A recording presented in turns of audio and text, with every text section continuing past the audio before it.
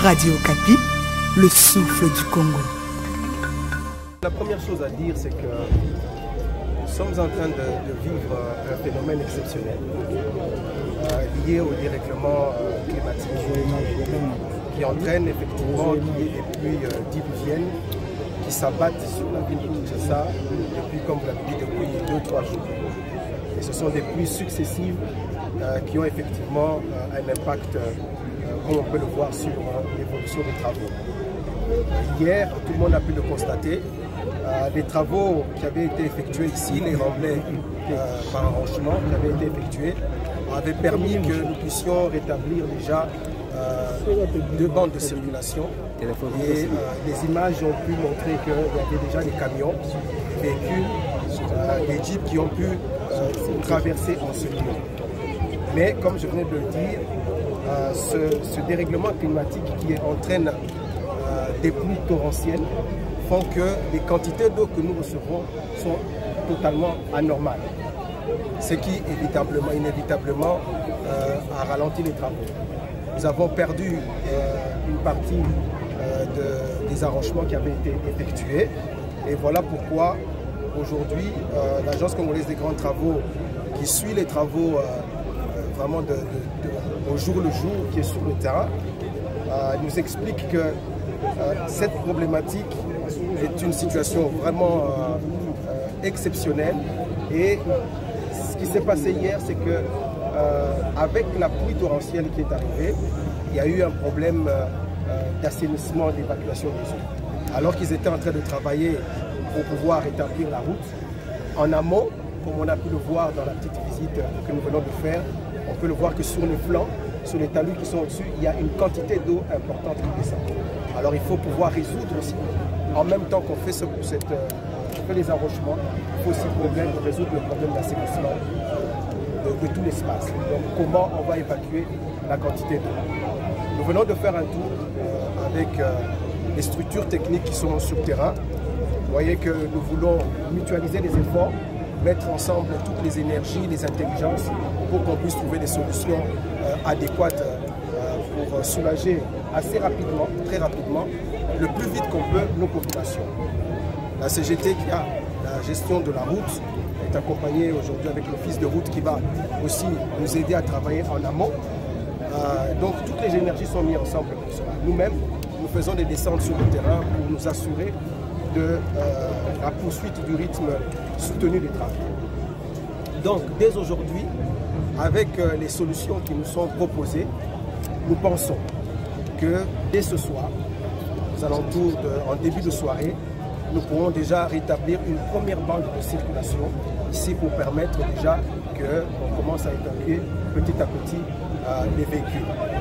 Nous avons donné des instructions très claires à l'Agence congolaise des travaux d'éviter que les pluies qui sont programmées, parce que la météo nous indique qu'il y aura effectivement d'autres pluies qui vont s'annoncer, nous avons donné des instructions pour qu'on puisse trouver comment canaliser ces eaux.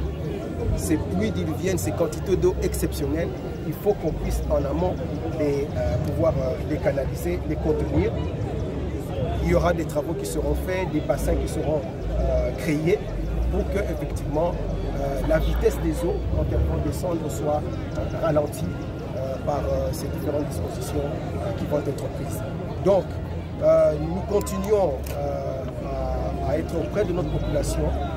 Nous avons à cœur de trouver des solutions extrêmement rapides à ce problème qui est posé. Tout le monde est à pied d'œuvre, nos structures sont à pied d'œuvre, le ministère des Infrastructures également. C'est pour ça que vous voyez que nous cessons de descendre ici tous les jours pour nous assurer que les choses évoluent bien. Donc voilà ce que nous pouvons dire.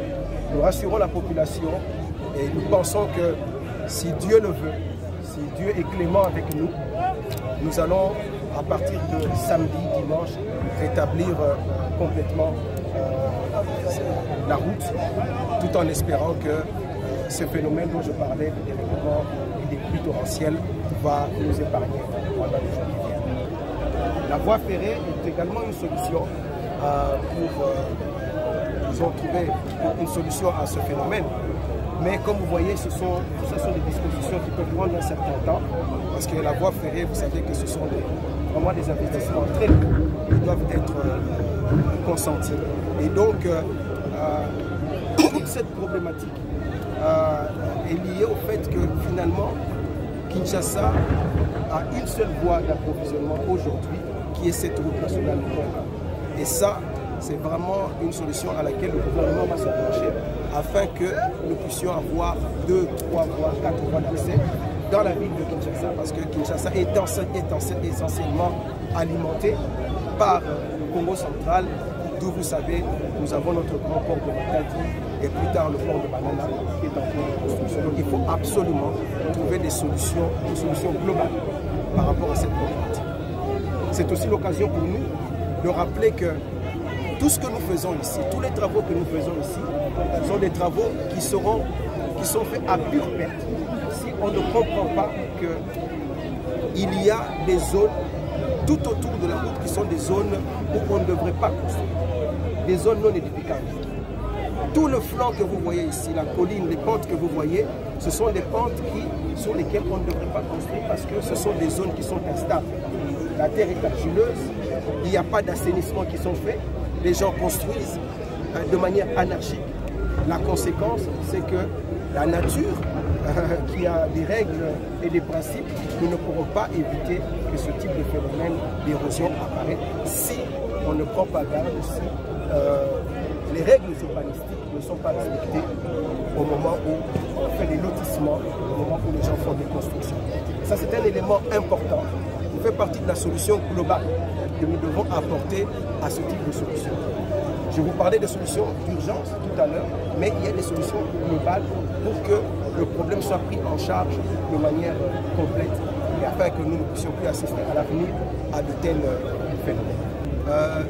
Vous avez suivi les décisions qui ont été prises il y a 2 jours lors d'une réunion de crise du gouvernement qui a été présidée par son Excellence M. le Premier ministre, où nous avons pris la décision de commencer les démolitions là où il y a des constructions anarchiques. Il y va de l'intérêt collectif, de l'intérêt de toute la population. On ne peut pas sacrifier toute une population, toute une ville à cause des intérêts de quelques 2, 3, 4 individus qui construisent à des endroits, comme je le disais, des endroits non édificants où on ne peut pas construire. Le gouvernement a pris la résolution, a pris la décision de commencer à faire des démolitions, pas simplement ici, mais au niveau de toute la ville de Kinshasa. Parce qu'aujourd'hui, c'est la ville de Kinshasa, dans son entièreté, qui est confrontée à ce problème de construction anarchique. Les moyens, vous les voyez vous-même.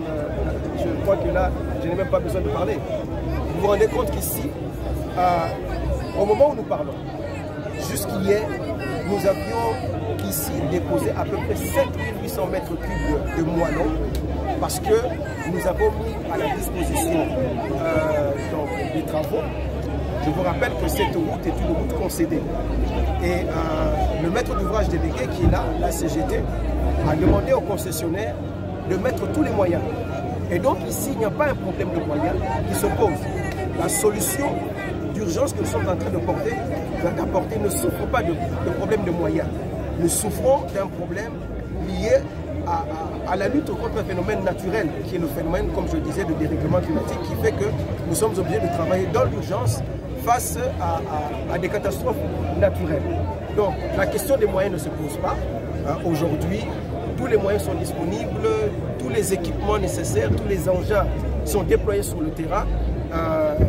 Nous avons simplement à gérer ici, si vous voulez, comment organiser les choses. Vous comprenez qu'il y a une pression compréhensible de la population, une pression sociale de la population parce que c'est une voie commerçante. Vous pouvez voir ici comment la population est obligée de passer d'un bout à l'autre, transportant des marchandises, des vivres. Donc tout cela entraîne aussi effectivement un ralentissement des travaux parce que nous devons quand même tenir compte du fait que cette population doit manger, cette population doit se déplacer. Et il y a des problèmes médicaux, il faut apporter les gens amener les gens vers les hôpitaux. Donc la vie sociale doit continuer alors que nous faisons en même temps les travaux. Et donc c'est cette gestion que nous avons soumise à l'Agence congolaise des grands travaux qui est assistée de notre police nationale, qui les accompagne afin de gérer un peu les mouvements des populations alors que les travaux sont en train d'être réalisés. Donc c'est un peu ça. Le gouvernement en tout cas est déployé, c'est pourquoi vous voyez que nous sommes nous-mêmes sur le terrain. Radio Okapi, le souffle du Congo.